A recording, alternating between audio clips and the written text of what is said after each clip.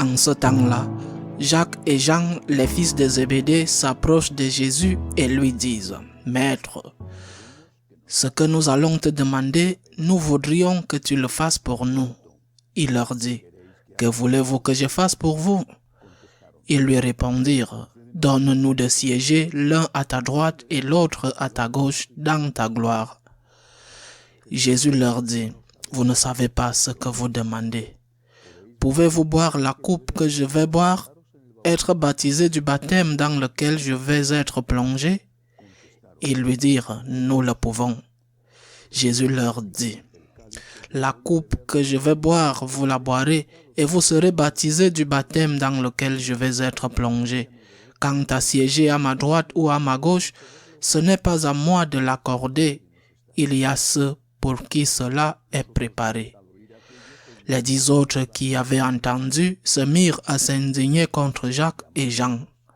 Jésus les appela et leur dit « Vous le savez, ceux que l'on regarde comme chefs des nations les commandent en maître.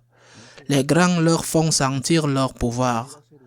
Parmi vous, il ne doit pas en être ainsi. Celui qui veut devenir grand parmi vous sera votre serviteur. Celui qui veut être parmi vous le premier sera l'esclave de tous. Car le Fils de l'homme n'est pas venu pour être servi, mais pour servir et donner sa vie en rançon pour la multitude. » Acclamons la parole de Dieu. Comment Jésus a-t-il pu aimer ses 2 frères, les Zébédée, et les aimer autant? Parce qu'ils étaient avec Saint Pierre, le trio favori. Il les amène, eux et Saint Pierre, à la transfiguration sur le Tabor. Jacques sera le premier missionnaire et le premier des apôtres à verser son sang pour le Christ. Et Saint Jean sera le favori, celui à qui Jésus confie la Sainte Vierge. Comment a-t-il pu les aimer autant? S'ils étaient comme ils étaient, non seulement avec un fort caractère, les fils du tonnerre, mais ils étaient ambitieux. Ils s'intéressaient au pouvoir. Ils aimaient le Christ, sans doute, mais ils étaient ambitieux. Et pourtant, le Seigneur, qui les connaissait bien, non seulement parce qu'il les connaissait, il connaissait l'intérieur de chaque personne, mais aussi parce qu'il se faisait connaître explicitement. Le Seigneur a continué de les aimer. C'est un mystère merveilleux, comme Dieu nous aime. Même si nous ne méritons pas d'être aimés par Dieu, mais il nous aime.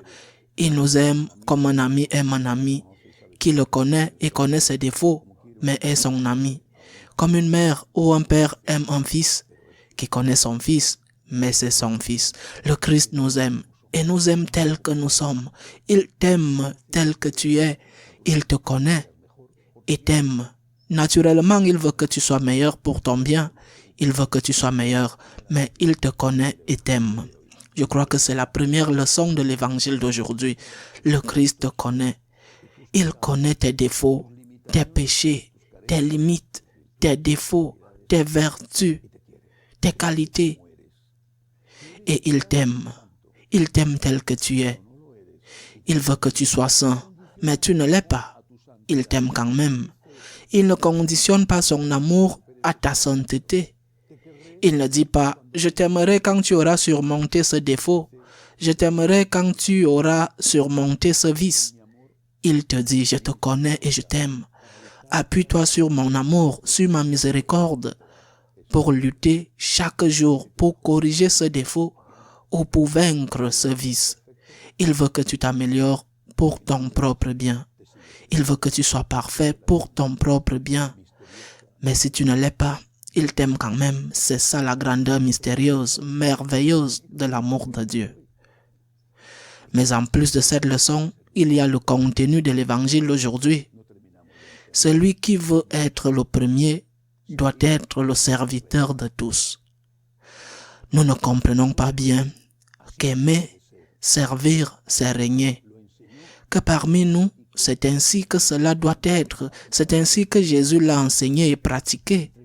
Par exemple, lors de la dernière scène, en lavant les pieds des apôtres. Parmi nous, le plus grand est celui qui aime le plus, celui qui sert le plus, c'est le plus grand. Et que cette grandeur est la vraie grandeur, la première, la seule à laquelle nous devons aspirer. Les hommes disent que celui qui est grand, parce qu'il a telle ou telle fonction, c'est ce que disent les hommes. Saint François d'Assise, qui connaissait la vraie humilité, disait « L'homme est ce qu'il est devant Dieu et rien de plus ». Il connaissait le pouvoir des papes et aussi la misère des papes. Il était convaincu que tout cela n'était que pur mirage, faste et circonstance. L'homme est ce qu'il est devant Dieu et rien de plus. Les vêtements ou les titres, les comptes courants ou les possessions ne disent pas ce qu'est l'homme. L'homme est ce qu'il est devant Dieu et rien de plus. Et l'homme devant Dieu est la capacité d'aimer qu'il est, avec tous les aspects du mot amour exprimés par notre Seigneur. Le grand est celui qui sert, celui qui pardonne par exemple, celui qui donne parce qu'il y a plus de joie à donner qu'à recevoir. Le grand est celui qui voit une occasion de faire le bien et n'attend pas que quelqu'un d'autre fasse ce bien. Le grand est celui qui aime d'abord, celui qui aime en premier, celui qui considère comme une bénédiction, un immense cadeau, une fortune extraordinaire d'avoir pu faire le monde. Le grand est celui qui voit qu'il faut faire quelque chose et qui commence à le faire parce qu'il se considère chanceux de pouvoir le faire, de pouvoir aimer. Aimer est une bénédiction. Si tu trouverais un jour dans la rue, que sais-je, un billet de 100 € ou un billet de $100 ou n'importe quoi d'autre, tu regardes d'un côté, tu regardes de l'autre, il n'y a personne autour, personne ne l'a laissé tomber, ou tu n'as vu personne le laisser tomber, il n'y a pas de portefeuille avec des documents qui indiquent qu'il pourrait appartenir à une personne. Personne ne sait, c'est un argent qui se trouve dans la rue, sans personne. Tu ne considéreras pas comme un coup de chance que tu puisses le ramasser, le mettre dans ta poche. Il n'appartient à personne. Il n'appartient vraiment à personne. Tu ne peux pas dire, je vais vérifier qui l'a perdu et le lui donner. Il n'y a personne. Mais quelle chance! J'ai eu de la chance. Et ce n'est pas bien plus de la chance, de la bénédiction ou de la fortune que de pouvoir servir ou de pouvoir faire le monde, voire de pouvoir pardonner. Nous devons nous mettre cela dans la tête, car le monde nous enseigne tout le contraire.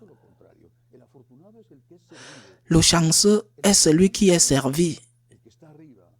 L'important est celui qui est au sommet. Et Jésus nous dit non. Non, regardez-moi, faites ce que je fais, nous dit Jésus. Le chanceux est celui qui sert, celui qui pardonne, celui qui aime. Le chanceux est celui qui, par amour pour moi, aime son prochain, même si son prochain ne le mérite pas. Parce que tu ne mérites pas non plus d'être aimé par moi, nous dit Jésus. Par conséquent, lorsque tu vois que quelque chose doit être fait, fais-le toi-même en premier. N'attends pas que quelqu'un d'autre le fasse. Sois celui qui fait le premier pas vers la réconciliation. Si l'autre personne n'est pas capable d'accepter ce premier pas, n'est pas capable de prendre ta main tendue, ce n'est plus ton problème, c'est son problème. Mais ta main est tendue. Tu as fait le premier pas et tout le reste aussi.